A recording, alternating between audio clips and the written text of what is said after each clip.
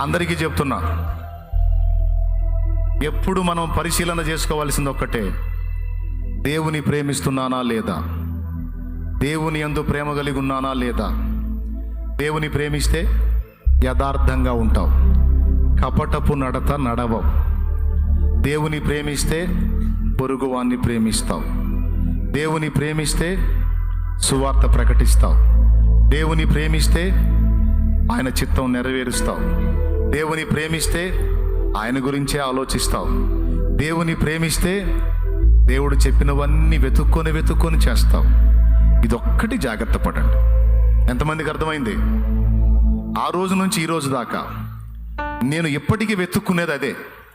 దేవుడు అభ్యంతరపడే ఆలోచనలు కానీ, ప్రవర్తన కానీ, విషయాలు కానీ నా దగ్గర ఏమన్నా ఉన్నాయా అని నన్ను నేను వెతుక్కుంటా, పరిశీలించుకుంటా. నాకు ఇష్టం అది.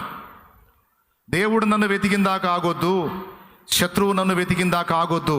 ఒక శత్రువు వల్లే ముందు నేను నడిచే నడత ఎంతవరకు రైట్ అనేది నన్ను నేను పాయింట్అవుట్ చేసుకొని వెతుక్కుంటా. అది దేవుడిచ్చిన కృప. ఈరోజు వరకు నేను వేసే అడుగులన్నీ ఆశీర్వాదకరంగా మారడానికి ఆ వెతుక్కొనుట అనేది నాకు చాలా ఉపయోగపడింది.